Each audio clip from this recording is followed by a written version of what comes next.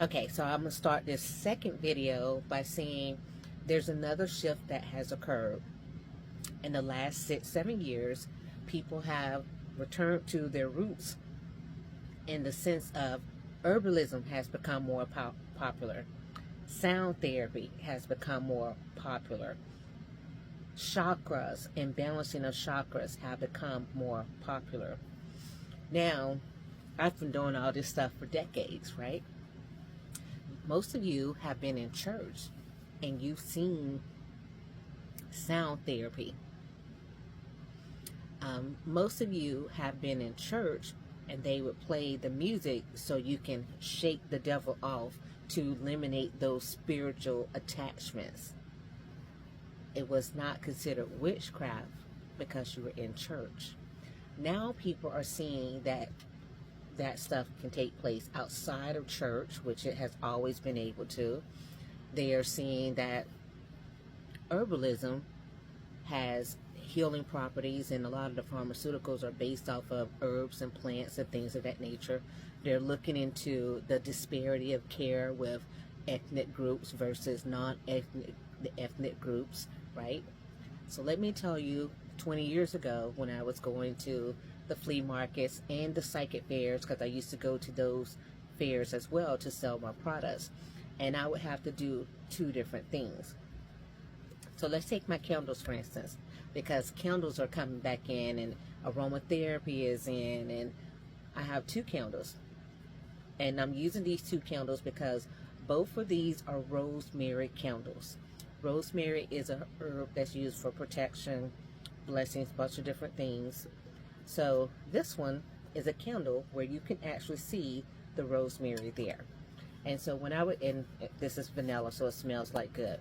And when I would go to, let's say, the flea market, because I used to go to the flea market and I would have my candles, and I would have some really pretty candles that have gel and things, and they were just for decorations, and people would buy them, not knowing that I could transmute energy and put energy into things, but that's another thing.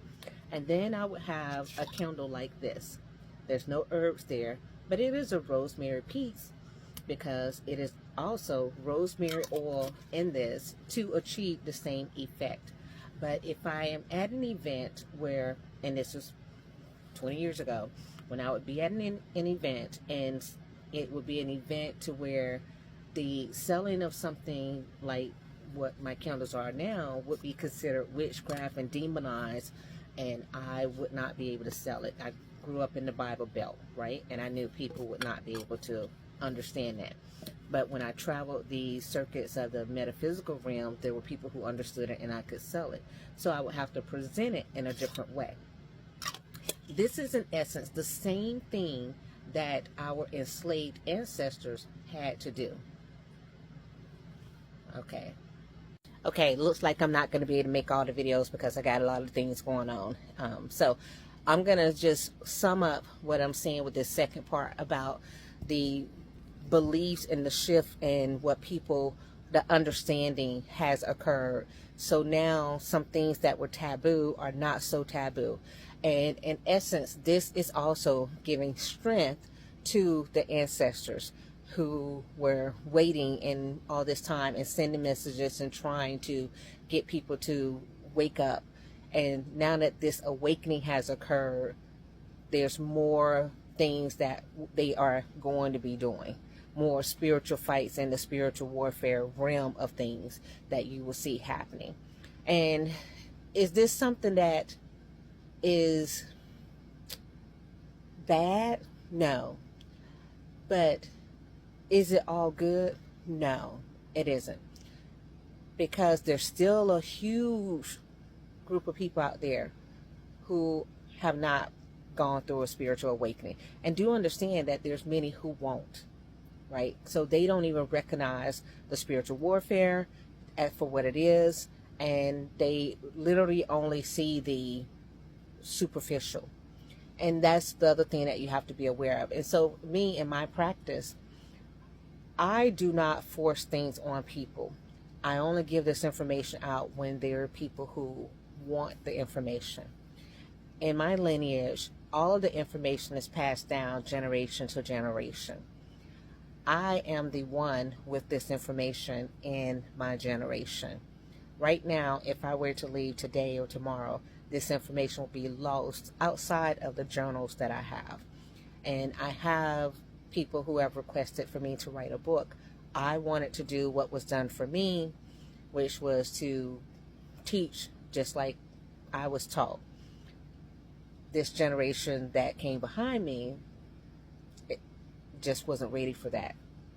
The next generation that is here in our family might be, but there's still, I have to wait a few years before I can even start that teaching. So I am in consultation to decide how much information I'm able to give out and who to give that to. So I had someone reach out to me and say that they wanted me to mentor them. I don't know if I can. And that's the thing. I don't know how much I can share with them, because closed practices exist for safety. They exist so that the information is given to the right hands and there's no Judas in the midst. Now, I have given this information, or tried to give this information out to different people, and again, they only take part of it, right? I have people who only want the prosperity part. They only want the part, I don't want to hear about that, just get me this job. That's the part that they want. I don't want to hear about that, just get me this husband. That's the part they want. They don't want the spiritual warfare, which I am the only ancestral shaman in my family left. And I am responsible for my entire family. In addition to not just them, the other souls that I connect with, right? So I would like for someone else to have that responsibility as well, because they have to understand that you have to conduct spiritual warfare, not just getting people jobs and money. And it's way more than that. They look at me and they see my life. Well, I have to have a certain lifestyle in order to do this work. So yeah, if I want an RV, why wouldn't I use what I know to get the things that I do get, so that I'm able to do the things that I do for other people, right? But I'm also battling spiritual warfare for my clients, for my family, always, always. I'm never off when it comes to that. So when people say they want me to mentor them, this is not a part-time gig. Just understand that. This is for life. And it has been my entire life. Since I was 3, and they discovered I was the person when I was 3, and that just led to the series of everything. Okay? So, anyway, you guys be well. Maybe if things line up, I'll make another video regarding this.